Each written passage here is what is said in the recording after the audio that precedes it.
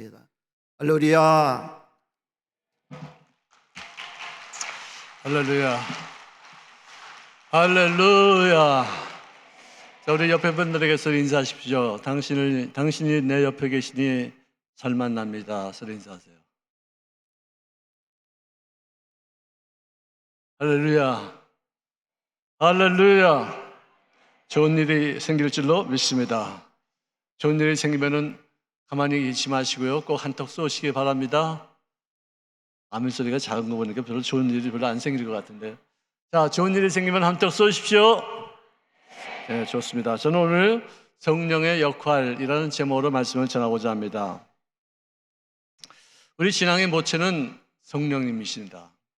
성령님이 안 계시면은 우리들은 믿을 수도 없고 하나님을 인식할 수도 없고 우리가 성령 말씀이 무슨 말씀인지 깨닫지도 못하고 하나님이 계시는지 안 계시는지도 모를 때가 많이 있어요. 성령님이 계시기 때문에 우리도 믿음을 갖고서 이렇게 생활을 할 수 있게 되어지고 기적을 체험하고 기도를 응답받아서 하나님의 영광을 맛보게 될 줄로 믿습니다. 자, 그렇다면 이 성령님은 어떤 역할을 하는지를 우리가 좀 살펴봐야지만 될 것이라고 생각해요. 첫째, 성령님은 능력의 하나님이신 줄로 믿습니다. 삼위일체 하나님 중에 한 분으로서 천지와 인간을 만드실 때 그분이 관여하셨어요. 자, 땅이 혼돈하고 공허하며 흑암이 깊음 위에 있을 때 하나님께서는 이 전 우주를 만드시고자 하는 계획을 마음속에 품고 계셨어요. 그래서 그림이 있었어요. 그러나서는 성령님이 혼돈한 그런 이 지구를 수면 위에 운행하셨다는데 그 말의 뜻을 우리가 보면은 암탉이 결안을 품을 때, 새끼를 품을 때 어떻게 품어요? 이렇게. 그래서 결안을 이렇게 굴리고 저렇게 굴리고 이렇게 굴리고 저렇게 굴리고 이렇게 뻑뻑뻑뻑뻑뻑 하고서 이렇게 품어요. 그래가지고 그걸 갖다 결국 나중에는 약 거기서 병아리가 나오게 이제 하는데 요 이렇게 품는 것, 인큐베이트 했다, 호버링 했다, 인큐베이트 이런 단어를 쓰는 것이에요. 성령님이 지구를 이렇게 인큐베이트 하시고서 혼돈과 무질서를 품어 안으셨는데 그러고 나서는 제2의 하나님, 제2위 되신 하나님 예수님이 빛이 있으라 거기서 말씀을 선포하니까 빛이 생기고 하나님의 보시기 어떻게 했어요? 좋았더라. 할렐루야. 할렐루야. 아멘. 자, 또 창세기 2장 7절에는 하나님이 우리를 당신의 형상과 모양대로 지음받을 때 어떻게 했는지를 우리에게 보여주겠는데요. 흙을 만드시고 난 다음에 거기에 생기가 휘 들어오니까 인간이 생명이 되었더라. 아멘. 그러므로 나는 물질로만 된 존재도 아니고 마음으로만 된 존재도 아니고 나는 영으로 하나님과 교제하는 특별한 인간인 줄로 믿으시기를 제 이름으로 축원합니다. 인간만이 하나님과 교제할 수 있어요. 인간만이 종교를 가지시고 다른 신을 섬기며 우상을 섬기고 절하기도 해요. 왜? 그에게 하나님이 정말 창조주가 되시고 구속주가 되시고 우리를 구원하신 하나님이 내 마음속에 임하시면은 나는 제대로 된 하나님과의 만남이 이루어지지만 우리가 복음이 들어오기 전에는 우상을 섬겼어요. 점쳤어요. 후닥거리 했어요. 그리고 귀신에게 속아서 여러 가지 많은 어떤 나쁜 일들, 더럽고 추악한 일들 많이 했었어요. 복음이 들어와서 성령님이 계심으로 인하여서 그분의 역사하심을 통해서 우리들의 마음을 깨끗하게 하시고 예수님의 피가 나의 더러운 마음을 씻음 바 되어져서 하나님을 아빠로 부르시는 특권을 허락하신 줄로 믿으시기를 주의 이름으로 축원합니다. 아멘. 여러분들 제가 말씀을 나누기 전에 한 가지 좀 짚고 넘어갈 게 있어요. 시편 8편에 보면은요. 다윗이 이런 글을 써 있어요. 하나님이 만드신 저 하늘과 별들을 내가 보며 이 손가락으로 지신 저 달과 해와 달을 내가 보니 사람이 무엇입니까? 다윗은요 망원경으로 별을 관측해 본 적도 없고 또 어떤 별자리가 어떻다는 것을 본 적도 없었어요. 사진 한 장 본 적이 없었어요. 그런데 영감으로 이 우주가 엄청나게 크다는 것을 알 수 있었어요. 한도 없고 끝도 없고 지금 우리 태양계가 있는 은하수죠, 이 갤럭시, 여기에 있는 별의 수가 4천억이래요. 여러분들은 4천억 그래도 뭐 별로 감동도 없어. 뭐 4천억 뭐 별것도 아니네. 뭐 껌값이네. 뭐 아무것도 아니네. 우리가 살고 있는 우주, 이렇게 은하계에만 해도 반짝반짝 빛나고 자기 힘으로 빛을 낼 수 있는 별의 수가 4천억인데 4천억짜리, 1조짜리, 2조짜리 그런 어떤 은하가 지금 우리가 세주부터 43조가 돼 있대요. 이 우주가 얼마나 넓은지 몰라요. 너무나도 큰 우주예요. 그런데 사람이 무엇입니까? 왜 나는 티끌도 아니고 먼지도 아니고 아무것도 아닌 그런 존재인데 왜 나에게 마음을 주시죠? 왜 나에게 관심을 가지시죠? 내가 혹시라도 죄를 지었던들 내가 뭔 큰 죄를 지었기에 하나님 앞에 내가 지은 죄가 뭐 이렇게 해가 되길래 나에게 관용을 맞추시고 침삼킬 동안도 놓지 않으시기를 어느 때까지 하시겠습니까? 내가 혹시라도 죄를 지었다 합시다. 내가 지은 그 죄가 하나님 앞에 그 크신 분 앞에 무슨 해코지가 되길래 왜 나에게 분초마다 시험하시며 아침마다 권징하시기를 어느 때까지 침삼킬 동안도 안 놓치기를 어느 때까지 하시겠습니까? 내가 죄를 지은 게 모르게 해가 되겠습니까? 그 티끌도 아니고 아무것도 아닌 존재가 왜 나에게 무엇이길래 하나님에게 이렇게 나에게 이렇게 관심을 가지십니까? 여러분들 그런 생각 안 해본 적 없으세요? 솔직히 그래요. 우리끼리만 얘기해서 어디 가서 얘기하지 마요. 내가 혹시 죄를 지었다 합시다. 근데 이 죄를 지은 존재가 뭐 큰 존재도 아니고 뭐 진짜 위대한 존재라든가 아무것도 아니고 진짜 벌러지 같고 티끌도 아니고 이 우주 크기에 비해서 진짜 먼지도 아니고 어떤 그런 아무것도 아닌 존재가 그게 뭐길래 왜 그에게 관심을 가지십니까? 내가 지은 죄가 그 주님께 모르게 해가 되겠습니까? 왜 나에게 13일 동안도 놓지 않으시기를 어느 때까지 하시겠습니까? 아침마다 시험하시고 분초마다 건징하심이 이거 무슨 일입니까? 난 그것을 한번 생각해 본 적이 있었어요. 하나님이 하신 말씀은 뭐냐? 너는 물질이 아니야. 3차원의 세계에서의 물질로 너를 따지자면 너는 티끌도 아니고 아무것도 아니고 진짜 넌 존재의 의미가 없어. 그렇지만 너에게는 유일하게 나하고 소통할 수 있고 나하고 교제할 수 있고 나의 영적인 어떤 감각을 통해서 너와 더불어 함께 뜻을 같이 할 수 있는 어떤 그런 유일한 존재이기에 네가 잘못되는 나 그 꼴 못 봐. 너는 내 형상이야. 나의 모양이야. 나의 영적으로 나하고 교제할 수 있는 유일한 존재야. 네가 찬송할 때 내가 찬송을 받을 것이며 네가 나를 경배할 때 내가 너의 경배를 받을 것이야. 너는 존귀한 존재야. 너는 티끌이 아니야. 너는 점도 아니야. 너는 오직 나의 형상과 모양대로 지음받아져서 내 자존심이요 내가 만든 최고의 걸작품이기 때문에 네가 잘못되는 그 꼴 나 못 봐. 두드려 패서라도 혼내켜서라도 돌이켜서 하나님의 뜻을 이루시는 삶으로 내가 만들고야 만지 네 잘못되는 그 꼴 나 절대로 못 봐. 이거예요. 그러면 여러분들이 얼마나 소중해요. 그들이 얼마나 정말 존귀한 존재예요. 그래서 아까 서로 인사 나누는 것이 뭐냐? 당신이 내 옆에 계시니까 내가 살맛이 난다. 아멘. 너희가 온 천하를 얻거든 네 목숨을 잃으면 네 형상을 잃으면 너희 모양과 너희 어떤 영적 존재라는 어떤 그 정체성을 네가 잃어버리면은 무슨 의미가 있겠느냐? 온 천하보다 넌 귀한 존재야. 너는 온 천하고도 바꿀 수 없어. 내가 너무나도 존귀하기 때문에 내 생명을 내가 십자가에 못 박혀 희생하면서라도 너를 구원시켜야 될 만큼 너는 귀중한 존재야. 자긍심을 가지시기 바랍니다. 자기를 학대하지 마시기를 바랍니다. 자기가 좀 실수했다고 혼내키고 자기 스스로가 비난하고 자기를 학대하는 그런 자가 되지 말고 잘했어, 훌륭해, 좀 더 잘하면 돼. 제가 앞으로 좀 실수했지만 더 앞으로 점점 더 좋아질 거야. 힘내, 용기를 가져. 잘할 수 있어. 너는 하나님의 형상이야. 주님이 나를 도우셔. 너를 도우실 거니까 너는 절대로 낙심하지 말고 절대로 뒤로 물러가지 말고 절대로 주저하지 말고 앞으로 끊임없이 나갈지어다. 자기를 이렇게 존귀 여기시기를 주의 이름으로 축원합니다. 이것은 성령님이 계시기 때문에 내가 존귀한 줄 알아요. 우리 어머니가요, 내가 어렸을 때 우리 아버지하고 다툼 싸우고 나서 우리 아버지가 출근하고 나면은 그 화풀이를 누구한테 했는지 아세요? 나한테 했어요. 내가 장남이거든요. 그래가지고 나한테 아버지 출근하고 나면은 나한테 우리 엄마가 넌 이 새끼야 네 애비 닮아서 눈깔이 조그매서 소갈딱지가 없어. 이런 말을 딱 2번 들어봤어요. 근데 그 말이 꽂혀가지고요.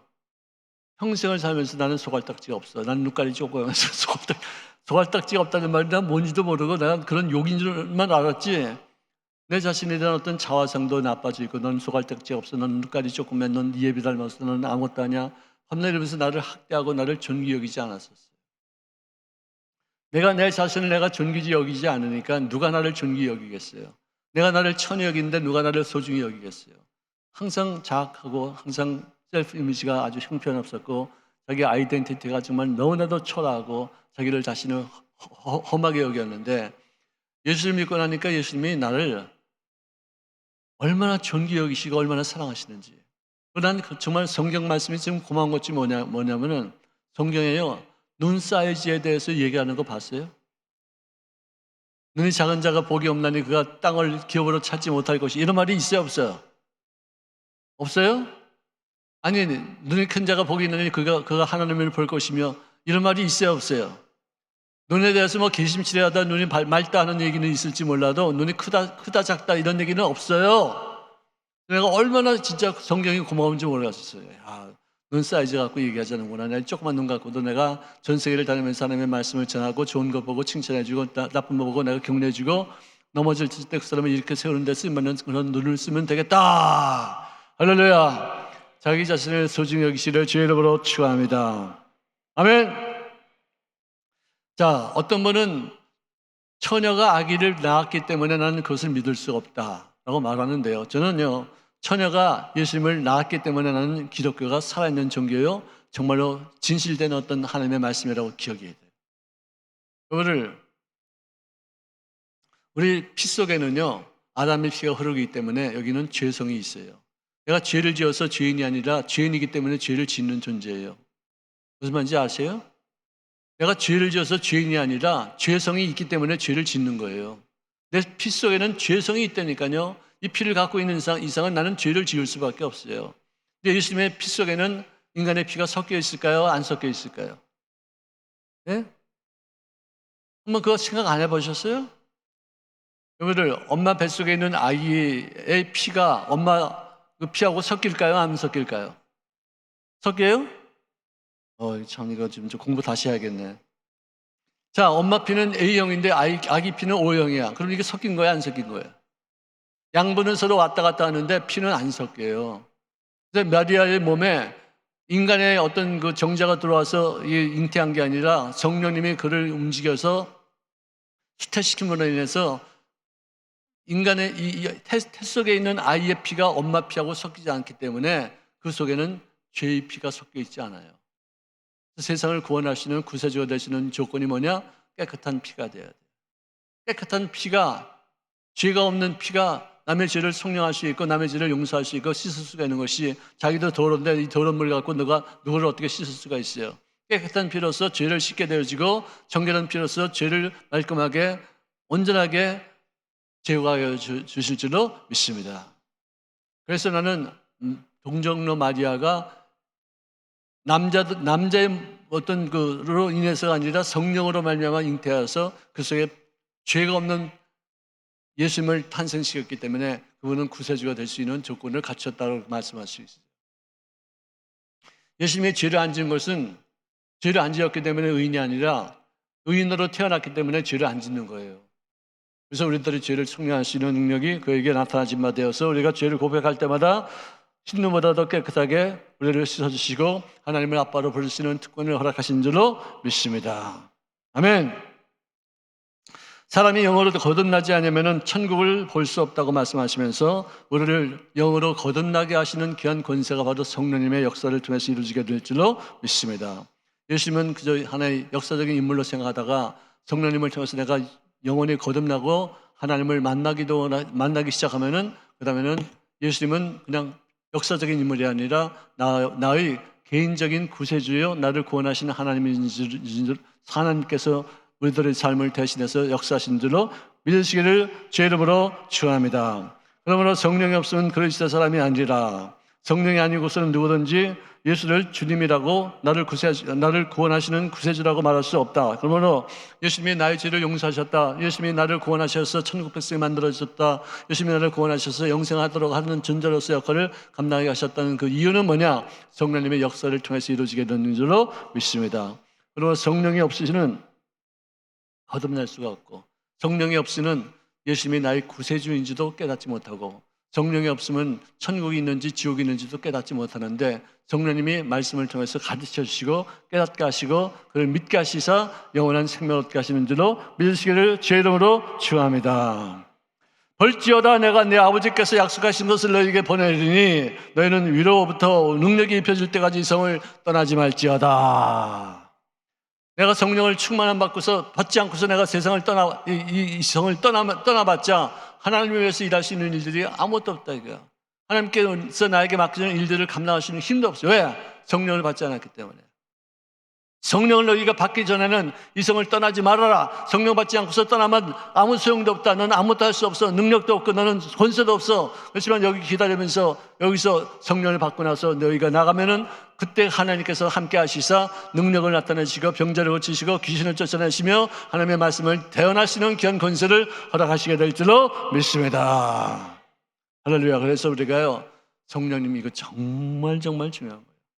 평상시에도 성령님 Let's go together 항상 주님과 같이 있는 것을 인식해야 돼. 기도할 때도 왜 우리가 기도해야지 능력을 받느냐? 기도하면 성령이 충만해지고 내 마음속에 있는 어떤 더러운 것들 기운들이 다 떠나기 때문에 정결하고 깨끗하고 하나님을 아빠라고 부르시는 특권을 가지고 있어서 주님과 더불어 교제하기 때문에 하나님의 능력이 나의 능력이 되어지고 나의 능력을 통해서 주님의 살아계심에 귀한 표적이 나타나지게 될 줄로 믿습니다. 그래서 마태복음 12장 28절에 보니까 내가 하나님의 성령을 힘입어 귀신을 쫓아내는 것이면 하나님의 나라가 이미 너희에게 임하였느니라. 할렐루야. 순교하시는 분들도요, 성령의 능력으로 되는 것이지 인간의 힘으로 되는 것이 아니에요. 마가와 요한의 도락방에 120문도가 기도에 점령하고 있을 때 그때 오순절날 성령이 그들에게 임하셔서 혀에 불같이 갈라지는 모습을 통하고 불같이 그들에게 임해서 각자 그들이 성령의 충만함을 받아서 성령의 말하게 하시는 지시를 따라서 방언으로 기도하기 시작하셨어요. 그들은요, 한 사람도 예 없이 그 사람들은 전부 다 흩어져서 하나님의 말씀을 전파하고 그리스도를 온천한 만민들에게 전하면서 그는 순교자의 길을 걸었었어요. 순교라는 말은 마타, 즉 증인이라는 뜻이에요. 증인이라는 말도 되고 순교라는 말도 돼요. 그러니까 예수님이 나를 위해서 죽으시고 그분이 나를 위해서 십자가에서 못 박혀 죽으셨기 때문에 나도 그를 위해서 죽을 수 있다는 마음가짐을 갖게 하는 것이 그것이 순교예요. 그것이 증인되는 삶이에요. 목숨을 걸고서 주님이 나를 위해서 죽으신 분이시다라고 전하는 것이에요. 근데 순자를 보면은 이렇게 시옷하고서 우가 이렇게 있어요. 그리고서 니은이 있어요. 근데 이거를 딱 세워놓으면은 선자가 돼요. 이렇게 눕혀놓으면은 순자가 되고 순교, 죽으면 순교요. 살아있으면은 선교하라 그 뜻이에요. 할렐루야. 아멘. 살면은 전도요, 죽으면 천국이다. 할렐루야 하지만 했던 우리 최자실 목사님이 평상시에 하시던 말씀이었었어요. 우리들 그 말씀을 마음속에 새겨놓고서 세상 물정에 마음 뺏기거나 세상 걱정 근심에 마음 온전하게 거기에 뺏긴 바 되어 있어서 염려하고 근심하고 걱정하지 마시고 주님 나라 사역을 위해서 내가 무엇을 할 것인가를 깨달아 사명감 있는 인생 되시기를 주의 이름으로 축원합니다.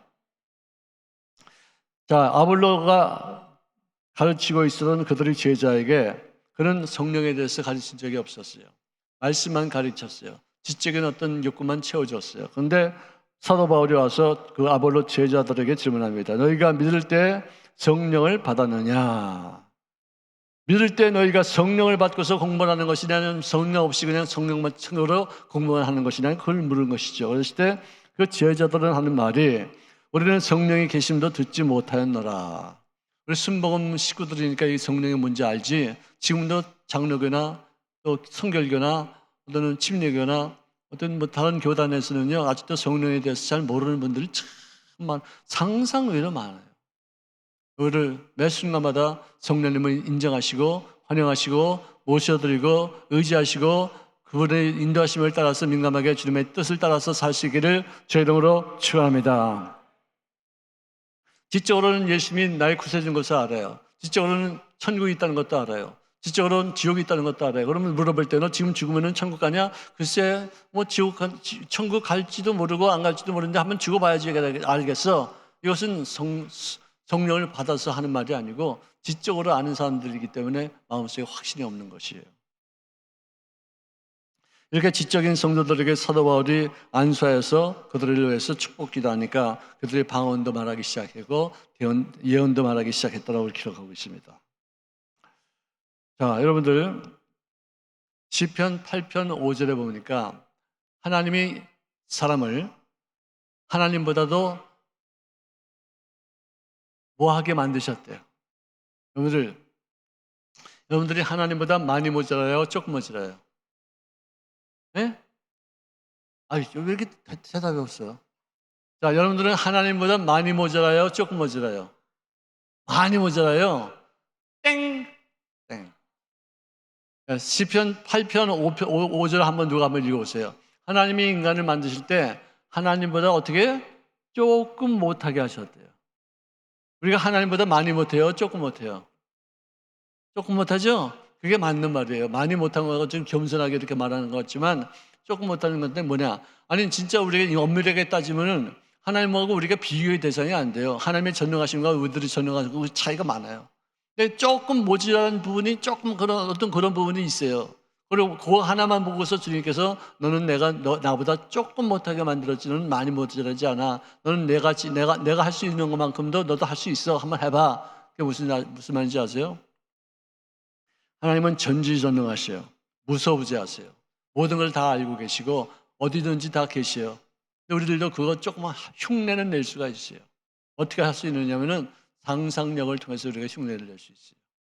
보세요, 나 지금 현재요 여기 기도원에 와 있지만 지금 상상력을 통해서 나 미국에 가 있을 수 있어요. 우리 딸내미, 우리 아들도 거기 있어요. 지금 나 지금 갔어요. 저기 가 있어요. 순간적으로 갈 수 있어요. 안드로메다 성원에 지금 430만 광년을 가야지만 빛의 속도로 가야지만 도착하는 곳인데 그렇게 먼 것도 내가 순간적으로 상상력을 통해서 갈 수 있어요. 나는 아무것도 못해도 나는 세계에서 가장 큰 부자가 될 수 있어요. 내가 타고 다니는 자동차가 세계에서 50억짜리 자동차도 내가 탈 수 있어요. 나 돈 엄청나게 많아요. 현재는 내가 은행 잔고가 별로 없을지 몰라도 상상력을 통해서 나는 돈도 무지하게 많고 보석도 무지하게 많고 아무거나 나 상상하다 할 수 있어요. 전지전능해요. 무소부지예요. 뭐든지 할 수 있어요. 무슨 말인지 모르는 것 같아. 이 말의 뜻이 뭐냐? 밤낮 현실만 바라보고 낙심하고 없는 것만 갖고 이렇게 불평하지 말고 없으면은 있는 것 같이 부르는 거예요. 상상하는 거예요. 그러면 현재 문제가 괴로워서 고통스러워도 그 문제 때문에 나는 더 좋아질 것이라고 상상하고 없는 것을 있는 것 같이 부르시기를 주의 이름으로 축원합니다. 아멘. 자, 보세요. 여기 없어요. 근데 있다고 말하면 내가 뭐 하는 거예요, 지금? 여기 없는데 여기 있다 이거예요. 자, 이거 있어요. 이거는 있으니까 내가 있다고 그러는데 여기 없는데도 이게 있다고 그렇게 말하면 내가 지금 뭐라고 말하는 거예요, 지금? 예? 없는데 있다고 그런 걸 뭐라고 그래요? 거짓말이라고 그래요. 없는 거 있다는 걸 뭐라고 그래요? 뻥이라고 그래요. 하나님은 있는 것을, 죽은 자를 살리시며 없는 것을 있는 것 같이 부르시는 하나님, 그리고 하나님이 뭐 하는 하나님이시요? 뻥치는 하나님이시요. 내 말이 틀려요? 맞아요. 하나님은 뻥치는 하나님이야. 근데 그건 우리가 보기에는 뻥치는 하나님이지만 그분은 진실을 말하고 있어요. 여기 과거예요. 여기 현재예요. 여기 미래예요. 과거에는 없었어요. 지금도 없어요. 그렇지만 좀 지나면 여기 가면 있어요. 내일이면 생겨요. 그러면 내가 보기에는 없잖아. 없다고 그러더라고요. 근데 하나님은 시공간을 초월하셔. 과거나 현재나 미래를 동시에 보고 계시기 때문에 하나님, 내가 보기에는 없어도 그분의 보기에는 여기 있어. 거짓말한 게 아니에요. 하나님의 뻥은 반드시 이루어지게 되어 있어요. 아멘. 그러므로 우리가 없는 것을 없다고만 말하는 그런 고지식한 사람이 되지 말고 없지만 그것을 있다라고 여기면서 상상력을 동원해서 입술을 선포하고 고백하면은 내 믿음대로 될지어다. 내 상상한 대로 될지어다. 내 입술의 고백대로 될지어다. 아멘. 현재를 바라보고 낙심하지 말고 이것을 통해서 앞으로 이루어질 일들을 바라보고서 감사하시기를 주의 이름으로 축원합니다. 내가 상처를 줬어. 내가 아픔을 줬어. 아픔 때문에 내가 괴로워하고 힘들어하고 눈물 흘리고 고통스러워하다가 하나님을 만났다면은 그 아픔이 나에게 유익이 됐어요? 손해가 됐어요? 유익이에요. 나에게 고통을 준 사람까지도 내가 감사하고 주님 앞에 찬송하고 하나님 나에게 이 아픔을 주셨사오니 감사합니다. 이 아픔을 통해서 나는 더욱 주님을 만나게 됐고 그래서 내가 구원받고 천국 백성이 되었습니다. 나에게 아픔을 준 사람은 용서해 주시옵소서. 할렐루야. 이것이 기독교인들의 삶이에요. 이 아픔 때문에 내가 주님을 만난 거예요. 이것 때문에 안 되는 것 때문에 내가 할 수 없어서 나는 이제는 이것 때문에 이제는 낭패다 싶어서 전능하신 하나님 앞에 나가서 나의 상황을 고백하고 주님의 도우심을 청할 때 주님의 그 아픔 때문에 그 고통 때문에 나에게 기적을 베풀어 주시는 역사를 체험하게 될 줄로 믿습니다. 성령님의 역사하세요. 자, 우리 공부합시다. 홍해바다가 거기 왜 있었어요? 네? 홍해바다가 거기 왜 있었냐니까. 뭐라고 그랬어요? 건너가라고 있었어요? 건너가라고 있었대. 홍해바다가 건너가라고. 그 말이 맞는 말인데 홍해바다는요 거기에요 갈라지기 위해서 있었어요. 아멘? 아멘?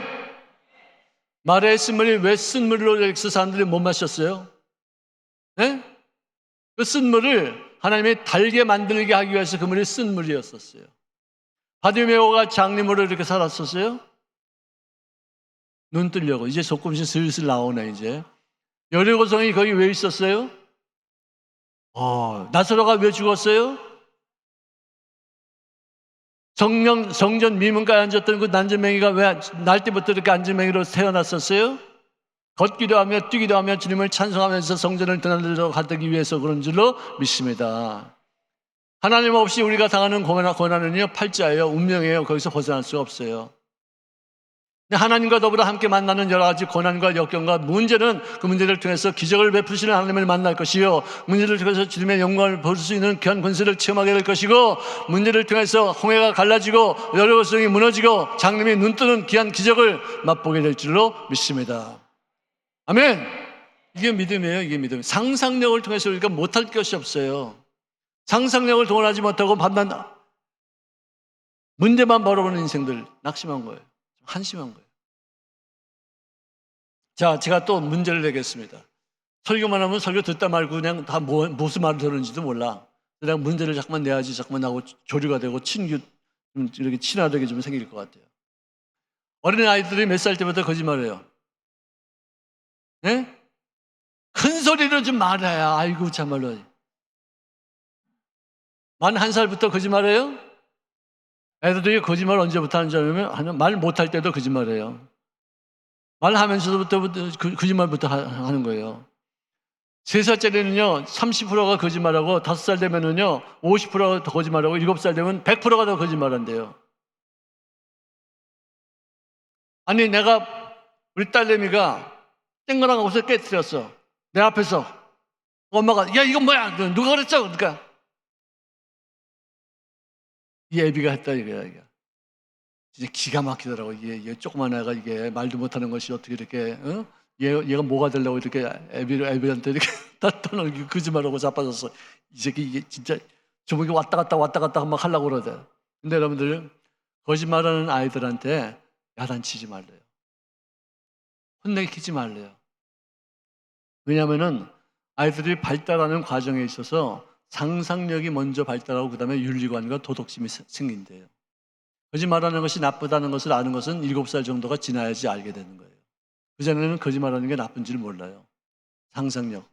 거짓말은 상상이에요. 실제가 아니에요. 꿈꾸는 것도 그것도 상상이지 실제가 아니지 않습니까? 어른 애들이 거짓말하는 것을 야단치고 혼내키고 그러면은 이렇게 상상하는 것은 혼나는구나. 내가 꿈을 꾸는 것도 이거 다 지금 하나님이 우리 부모한테 야단 맞는 거구나. 그래서 애들이 꿈을 꾸지 못하고 밤낮 현실주의자로 빠지고 문제만 보지 문제 때문에 생길 앞으로 있을 일들을 상상하지 못하는 사람들로 바뀝니다. 우리는 거짓말하면 야단만 맞고 혼난만 나고 매만 맞았기 때문에 상상하는 법을 우리가 많이 잊어버리고 상상하면 혼난다고 생각해가지고 문제만 바라고 낙심하고 좌절하고 염려하고 근심하고 두려워하고 초조해하고 불안해하고 밤낮 그런 엉뚱한 상상력만 하는 거예요. 상상에는 2가지가 있어요. 하나는 긍정적인 상상력, 하나는 부정적인 상상력. 염려, 근심, 걱정, 초조 이거 다 상상이에요. 그거를 나보기가 역겨워 가실 때에는 말없이 고이 보내 드리오리다. 이건 누가 지었어요? 김소래 지었죠? 그거 다 아는 그런 어떤 시예요. 굉장히 유명한 시예요. 근데 그 여자가 지금 갔어요? 아직 안 갔어요? 갔어요? 나보기가 역겨워 가실 때는지 아직 안 갔어. 근데 왜 벌써 갈 거를 생각해서 상상을 통해서 그가 헤어지고 나를 버리고 가면은 난 어떻게 하겠다고 왜 그런 쓸데없는 짓거리를 하고 자빠졌냐 이거예요. 예? 아직 일어나지 않았어요. 영변의 약산 진달래꽃 사뿐히 들여밟고 가시옵소서. 나보기가 역겨워 가실 때에는 죽어도 아니 눈물을 흘려오리다. 여기 나오는 모든 동사는요, 과거형도 아니고 미래형이지 현재 완료형도 아니에요. 미래에 어떻게 하겠다. 근데 벌써 뭘 상상하는 줄 아세요? 헤어질 것을 상상하고 있는 거예요. 헤어지고 나면 이렇게 해야 되겠다. 그런 어떤 방법까지도 다 구체적으로 지금 상상하고 있는 거예요, 이게. 그러니까 그 김소월이 지은 그 시에 나오는 그 여자가 김소월하고 결혼했을까요? 안 했을까요? 저렇게 상상하고 저렇게 잘못된 일들을 꿈꾸고 있는데 결혼은커녕 김소월은 32살인가 3살 때 자살해 죽었어요. 밤낮 비관적이고 밤낮 부정적이고 밤낮 안 될 것만 생각하고 밤낮 헤어질 것만 생각하고, 아니 지금 뭐 아직 안 갔으면 야 내가 나하고 좀 같이 잘 지내자, 우리 앞으로 좀 더 잘 지내서 결혼도 하자 이렇게 얘기를 해야 되는데 왜 뭐 때문에 그렇게 부정적인 상상을 통해서 결국 비참한 인생을 마치냐 이거예요. 우리를 정말 좋은 상상력을 통해서 좋은 꿈을 통해서 좋은 현실을 만들어 가시기를 주의 이름으로 축원합니다. 이렇게 꿈을 꾸게 하시는 분이 성령님이세요. 아멘. 절대로 귀신에게 속지 마시기를 바랍니다. 절대로 나쁜 상상력을 통해서 나쁜 일들이 생기지 않도록 하시기를 주의 이름으로 축원합니다. 나쁜 일이 생기고 나면 사람들은 뭐라고 하는지 아세요? 네, 이럴 줄 알았어 그래요. 참 진짜 한심해요. 그럴 줄 알았으면 그래서 방책을 취해야지. 그럴 줄 알면서도 그게 그렇게 되도록 그냥 내버려 두는 법이 어딨어.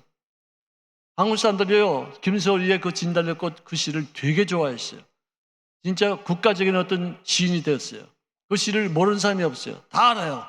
왜 그런지 아세요? 자기 마음이 그렇기 때문에 밤낮 염려하고 근심하고 걱정하고 부정적인 것을 꿈꾸고 부정적인 것을 상상하는 것이 그 시로 표현되고 있으니까 어떻게 내 마음을 이렇게 알고서 이렇게 좋은 글을 쓰냐고서 그 시가 인기가 있었어요. 그런 시를 인기 있는 눈으로 바라보지 마시고 뭐 이렇게 재수 없는 시가 있어 이런 거는 부정적인 시야. 이거 내가 잘못하면 나는 나쁜 일들이 생기는데 내가 앞장서서 하는 그런 짓거리밖에 안 돼. 이런 것은 내가 유효시도 않아. 그거를 다 그런 상상력은 벗어버리시기를 주의 이름으로 축원합니다. 아멘. 좋은 일을 꿈꿔도 나쁜 일이 생길 수가 있는데 나쁜 일을 꿈꿔서 좋은 일이 생길 리가 없죠. 절대로 안 그렇습니다. 염려 근심은요 가만히 있어도 생겨요. 근데 부정적인 생각에서 긍정적인 생각을 하려면은 고생해야 되고 또 노력해야 되고 감사를 일부러 해야 되고 항상 기뻐하라는 말씀을 외워야 되고 쉬지 말고 기도하라는 말씀을 외워야지만 그것을 극복할 수 있는 것이지, 잡초는 가만 내버려도 막 자지만 화초는 우리가 갖고 와야 되듯이 우리 속에 있는 부정적인 생각, 염려, 근심, 상상할 때 나쁜 꿈과 그런 상상력은 가만 내버려도 막 생긴다니까요. 사람들이 왜 기도 안 하는 줄 아세요? 힘들어서.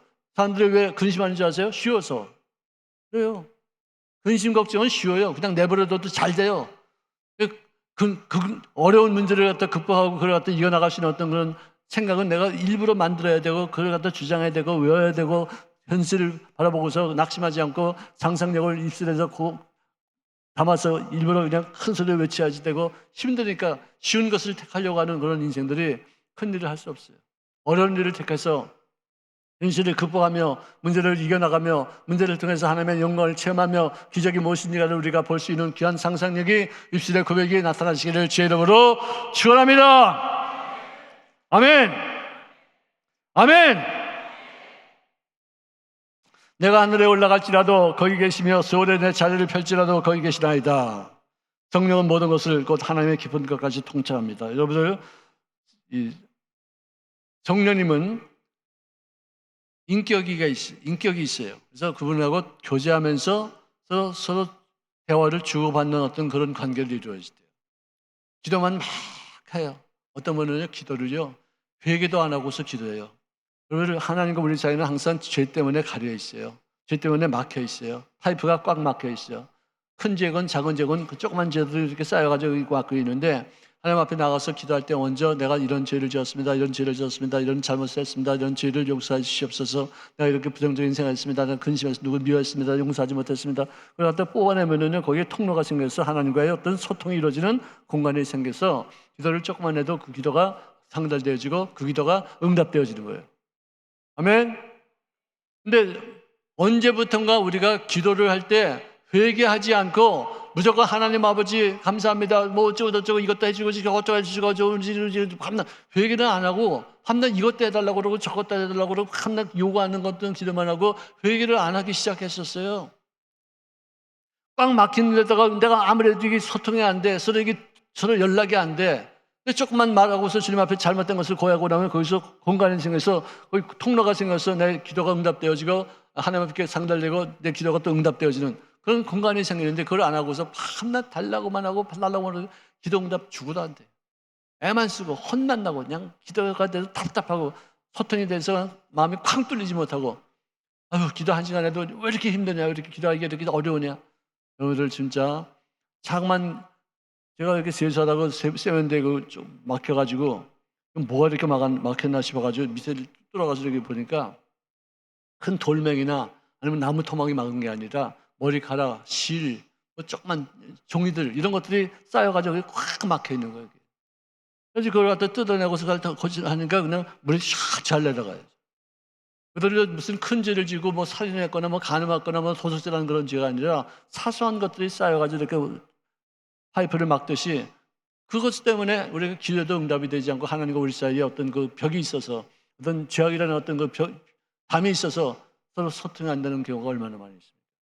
우리를 정말로 성령의 충만함을 받기 위해서 그분을 인격적으로 대하시고 그리고 미래를 우리가 꿈을 꿀 때 부정적인 꿈에서 벗어나서 좋은 꿈을 꾸시기를 주의 이름으로 축원합니다. 아멘. 자, 성령에는 은사가 있어요. 성령이 나에게 주는 선물이 있어요. 나에게 달란트를 주세요. 여러분들 옛날에 한국에 와서 선교사 생활 하시던 분들은요, 선교사 은사가 있기 때문에 그것을 감당한 거예요. 어떤 선교사님은요, 한국에서 사는데 가장 행복한 것이 뭐냐? 아무리 추워도 뜨끈뜨끈한 온돌방이 그렇게 좋을 수가 없어요. 은사야, 은사.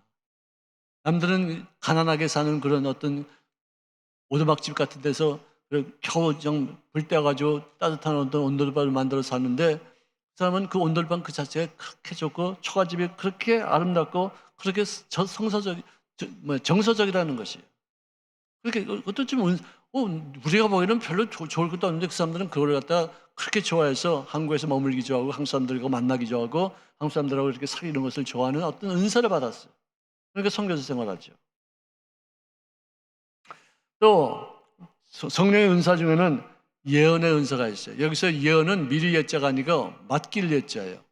예언한다는 것은 장래일을 말한다는 것은 한 20% 30%밖에 안 돼요. 성령에도 보면은. 근데 하나님의 말씀을 받았을 것을 내 입술을 통해서 대신 말하는 거예요.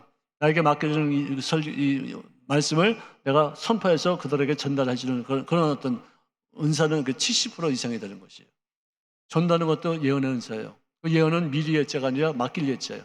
그래서 나에게 맡겨준 말을 갖다 내가 남들에게 전하는 거예요. 오히려 이런 은사도 많이 받아서 하나님의 말씀을 전파하고 전도하는 데 쓰임받을 수 있기를 주의 이름으로 축원합니다. 한국교회 지금 위기가 뭐냐? 전도를 안 해요. 교회 자기만 왔다 갔다 하고 복 보러 복이나 찾으러 다니지 진짜 전도를 죽어도 안 해. 그동안 우리는요 복을 목적으로 삼았어요. 건강을 목적으로 삼았어요. 진급하는 걸 목적으로 삼았어요. 합격하는 것을 목적으로 삼았어요. 그것을 위해서 내가 기도했지 합격한 다음에 내가 복을 받은 다음에 내가 건강해진 다음에 어떤 일들을 하는 것이 그걸 모르고 있었어요. 예를 들어서 바디메오가 눈을 떴어요. 눈을 뜨고 나서 눈 뜬 것이 자기의 인생의 목표였다면 그 뜬 눈을 가지고서 위조범이 될 수 있고 화폐를 위조하는 어떤 그런 서류 위조를 하거나 이런 어떤 나쁜 놈이 될 수도 있는 거 아니겠어요? 다행스럽게도 성경에는 바디메오가 눈을 뜨고 난 다음에 앉아서 거린 생활을 하던 사람이 일어나서 주님의 가시는 그 길을 따라가는 제자로서 주님을 따라가는 것을 목표로 삼았다는 것을 기록하고 있는 것이기 때문에 얼마나 아름다운지 몰라요. 우리를 전년발이가 다리를 고치는 것을 목표로 삼아서 했다면은 다리를 고치고 난 다음에는 소매치기가 될 수도 있어요. 여러분들이 기도 응답 받아서 병에서 고침받고 출세하게 되고 돈을 벌게 되어지고 직장을 얻게 되어지면 그것을 목표로 삼았다면 그것으로 인해서 오히려 잘못되는 경우도 있을 수 있어요. 그것을 도구로 삼으시기를 바랍니다. 복은 나의 목적이 아닙니다. 복이라는 것은 내가 가지고서 주님의 영광을 위해서 쓰임받는 하나의 도구가 되어지고 기구가 될 수 있기를 주의 이름으로 축원합니다. 목자의 은사도 있습니다. 잘 돌봐주고 리더십을 발휘해서 약한 사람들에게 은혜를 끼치는 바 되어지고 가르치는 은사가 있어요. 지혜 말씀의 은사가 있어서 내가 보기에도 야 이거는 내 생각이 아니라 나는 내 머리를 내가 아는데 어떻게 이런 머리가 나오지? 어떻게 이런 생각이 나오지? 할 때가 있어요. 은사예요 그때. 어떻게 이런 기가 막힌 어떤 아이디어가 이렇게 떠오를 수 있을까? 내 머리 내가 알잖아요, 그죠? 얼마나 우둔한지, 얼마나 부정적인지, 얼마나 답답한지 내가 아는데 어떻게 이런 아이디어가 떠오르지? 그리고 또 지식의 말씀의 은사가 있습니다. 뭐냐면 제가 이제 예를 들자면 새벽에 기도를 하면은 새벽 기도면 말씀 끝나고 나서 불을 닦으면은 어둠컴컴해가지고 누가 누군지 몰라요. 누가 어디에 앉았는지도 다 몰라요. 근데 이제 한 번은 이제 그분들을 위해서 기도해 주려고 이제 있는 곳을 찾아가서 기도를 해줬는데 기도 끝나고 나서 내 방에 들어왔는데 한 2시간 있다가 전화가 오기를 목사님 제가 거기 앉아 있는 것을 어떻게 아셨어요? 그래요. 몰랐는데요. 누구시죠? 전 무슨 집사인데요. 어떻게 목사님이 그 어두운 데 나를 찾아오셔가지고 내가 처해 있는 상황을 그대로 그냥 설교로 기도로 이렇게 안수해서 기도해 주시는데 깜짝 놀랐어요. 문제 해결을 응답 받았어요. 하나님이 나를 사랑하시는 걸 깨달았어요. 하나님의 목사님을 통해서 나에게 그렇게 자상하게 그렇게 해답을 주시는 말씀을 이렇게 듣는 건 나 처음 체험해봤어요. 용기가 많이 있어요. 은혜 많이 받았습니다. 난 몰랐어요. 누군지도 몰라요. 지금도 난 몰라요. 근데 내가 가서 기도할 때 하나님께서 지식의 말씀의 은사를 허락하셔서 이 사람이 처해 있는 상황을 그대로 직설적으로 얘기하고 어떻게 해야지 이 문제를 해결할 수 있는 것 방법까지 제시하고 그리고 하나님이 이 사람을 어떻게 쓸 것인가는 어떤 예언까지 이렇게 말하는 것을 나는 그냥 무심코 기도했는데 그 사람에게는 자기에게 하나님이 직접 목사님을 통해서 말씀하신 것으로 받아들여요. 지식의 말씀이면서 모든 것을 아는 거예요. 저는 내가 깨닫지 못하는 것을 나에게 알려주셔서 그것을 기도하게 하시는 것, 은사가 있어요. 여러분들 정말로 그렇게 성령의 힘이 나와 더불어 함께 하시고 성령의 충만함으로 내 마음을 채우면은 놀라운 은사가 나타나고 놀라운 열매가 나타난 바 되어 그들의 삶을, 그들의 이 생애를 복되게 하실 줄로 믿습니다. 아멘. 자, 그런데 고린도 전서 12장 31절에 보니까 이런 말씀이 있어요. 너희는 더욱 큰 은사를 삼아라. 사랑이 은사입니까? 열매입니까? 예? 열매예요. 사랑은 은사가 아니에요. 근데 이제 고린도전서 12장과 14장 사이에 사랑장이 나오죠.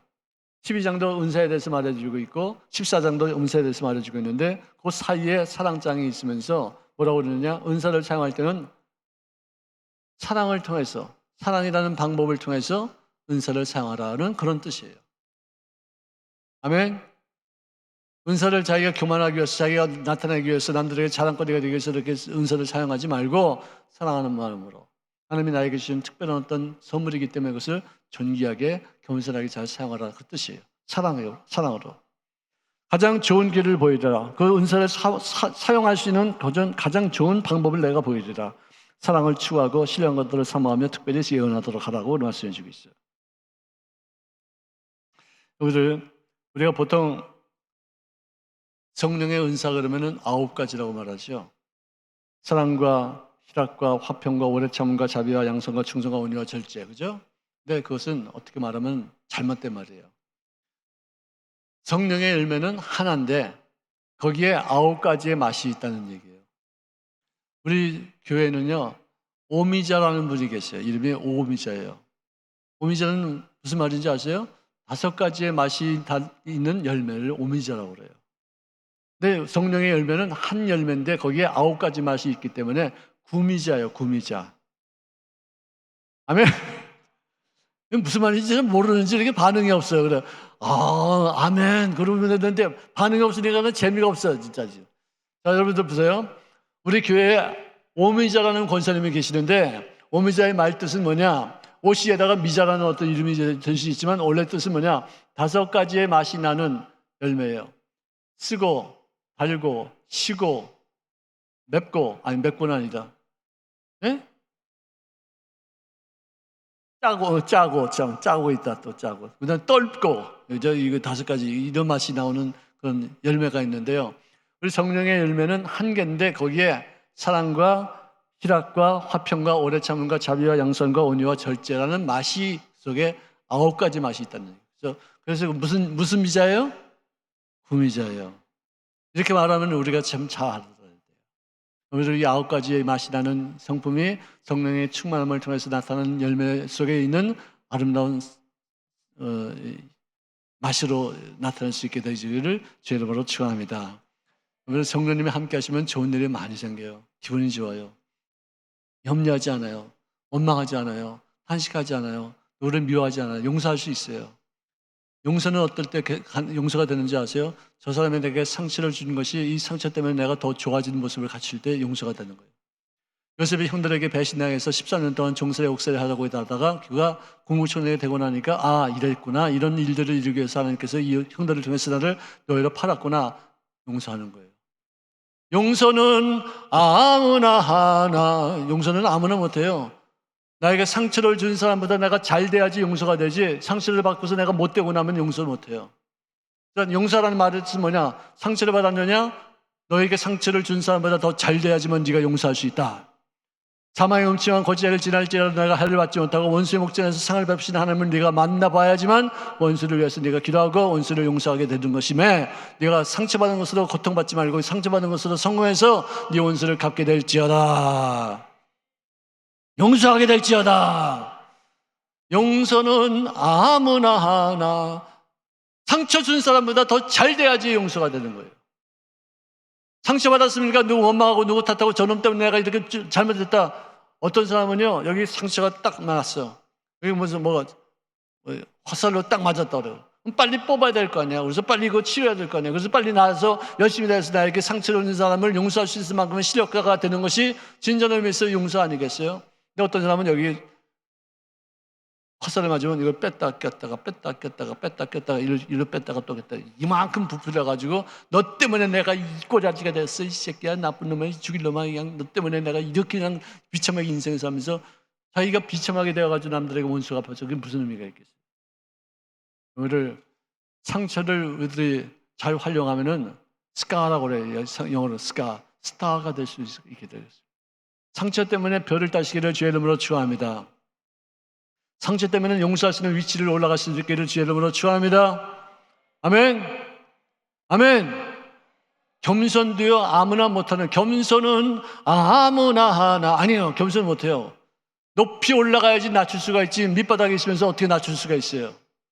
예수님께서 하늘의 보좌에 오를 만큼, 하나님과 동등될 만큼 그렇게 높으신 분인데 자기를 낮추실 수 있는 분. 그래서 종의 형세까지 와서 우리들을 위해서 십자가에서 못 박혀 죽으심을 당했다. 낮추는 것이 이게 겸손이에요. 안녕하세요. 네, 아니, 고맙습니다. 네네. 이게 겸손이 아니라 높은 위치에서 낮춰서 나보다 부족한 사람들을 섬길 수 있는 자세를 갖추는 것이, 이것이 진정한 의미에서 겸손이에요. 겸손도 우리가 성공을 해야지 되고 위치를 확보해야 되고 높아져야지만 낮출 수가 있는 것이지, 우리를 겸손하는 말은 성공하라는 뜻으로 받아들이시기를 주의 이름으로 축원합니다. 아멘.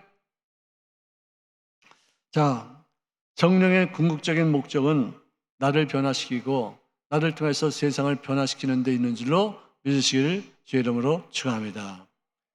이제 우리가 140주년을 맞이해서 복음이 우리 나라에 전파된 게 140년이에요. 앞에 70년은 정말 비참한 그런 세월이었어요. 한반도에 그렇게 가장 비참한 적이 없었어요. 하늘이 합방이 됐죠. 일본 놈들한테 우리가 수탈당했죠. 많은 것을 뺏겼죠. 나라도 뺏겼고 주권도 뺏기고 외교권도 뺏기고, 그야말로 말도 뺏기고 이름도 뺏기고 다 뺏겼어.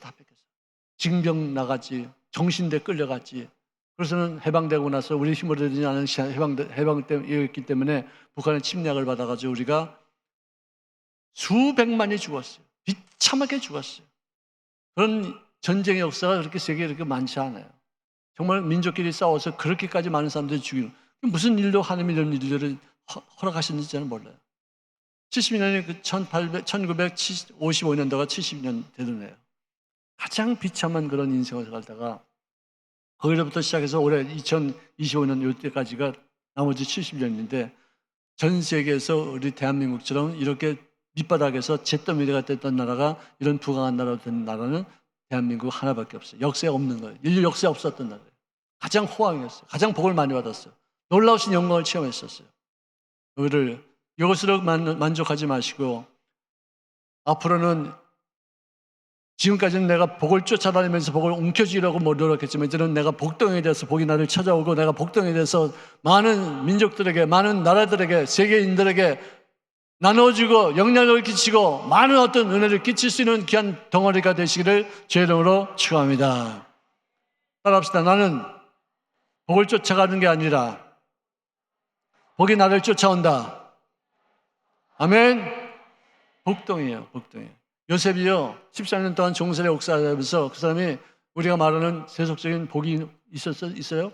은행 잔고가 있었습니까? 땅 한 평이 있었습니까? 뭐든 집 하나 뭐가 있어? 아무것도 없어. 아무것도 없어. 자기가 남의 소유물이 돼가지고 남에게 노예 생활을 하다가 언제 죽을지도 모르고 언제 매몰지도 모르고 언제 팔려갈지도 몰라요. 그러나 아무것도 우리가 말하는 복이라는 것을 아무것도 갖고 있지 않았었어요. 그런데 그는 10년 동안 종살이 3년 동안 옥살이 하면서 그는 점점점 복덩이로 바뀌어지고 나니까 국무총리가 되고 장가도 가고 왕에게 신임도 받고 민족도 구하고 애굽도 구하고 자기 가족도 구하고 자기 자손들도 대대 이르러 복덩이로 만드신 줄로 믿으시기를 바랍니다. 복보러복 하고서 쫓아가면요 복은 도망가요. 내가 복덩이다 하면 복이 나를 찾아와요. 그래서 여러분들 복을 쫓아갈래요? 복이 찾아올래요? 말은 참 잘한다. 복덩이가 되시기를 바랍니다. 따라합시다. 나는 복을 쫓아가지 않고 복이 나를 쫓아온다. 나는 복덩이다. 아멘.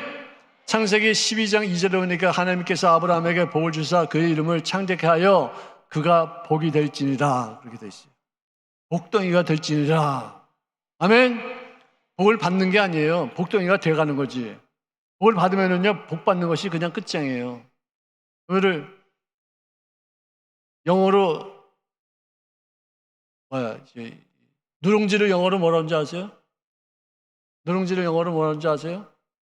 몰라요? 바비 브라운. 바비 브라운이다. 바비 이제 갈색깔이 돼요. 바비 브라운. 이게 영어로 믿는 거 맞아. 바비 브라운. 그게 누룽지래요, 영어로. 넌센스야, 이거. 그렇게 믿지 마세요. 자, 그러면 이건 뭐라고 그래요, 이거? 손가락이 뭐라고 그래요, 영어로? 핑거. 그러면 이게 주먹을 뭐라고 그래요? 이게 핑거면 이건 오물인 거야, 이건 오물인 거.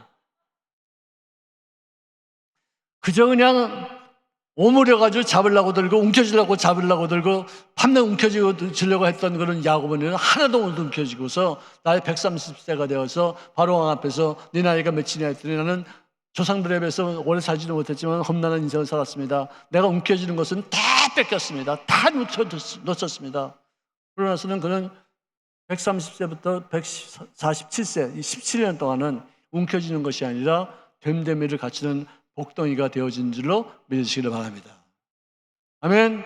요셉은 처음부터 복덩이였는데 야곱은 130년 동안 움켜쥐라고 그러다가 뭐 장자권, 축복권 뭐 다 움켜쥐는 거 다 날아가잖아. 다. 돈도 하나도 없고 재산도 다 날아가잖아. 다. 움켜쥐라. 자기 마누라도 그렇게 좋아서 라헬을 결혼하기 위해서 14년 동안 무엇을 했는데 그 여자는 길 가다가 베냐민 낳다가 죽잖아. 이게. 그러니까 되는 거 하나도 없었어. 오늘 그렇게 움켜쥐다가 아무것도 되지 못하는 것을 만나지 마시고 됨됨이를 갖추면은 내가 움켜쥐지 않아도 찾아오게 될 줄로 믿으시기를 주의 이름으로 축원합니다. 기도하겠습니다. 하나님 아버지 감사합니다. 우리의 삶을 통해서 당신의 뜻을 이루어 나가기 위해서 우리에게 성령을 허락하셨사오니 감사합니다. 성령님을 통해서 하나님을 만나게 도우시고 믿음을 갖게 도우시고 기적을 체험할 수 있는 귀한 통로를 얻게 도우셨사오니 감사합니다. 문제 때문에 낙심하지 않냐고 문제를 통해 하나님의 영광을 체험할 수 있는 길이 보인다는 것을 깨달아 알게 도와주셔서 성령님을 매 순간마다 의지하며 성령님을 매 순간마다 의뢰하며 살 수 있는 저희를 이끌어 주셔서 감사합니다. 인간적인 방법으로 살지 않냐고 성령님의 인도하심을 받아서 주님의 원하신 바의 뜻을 이루어나가며 풍성한 결실도 화답하시는 주의 영광을 맛보게 도와주시옵소서. 예수님의 이름으로 축복하며 기도합나이다. 아멘. 우리 이 시간에 말씀을 생각하면서 우리 다 함께 주여 3차 외치면서 통성을 한번 기도하는 시간을 갖도록 하겠습니다. 주여 주여 주여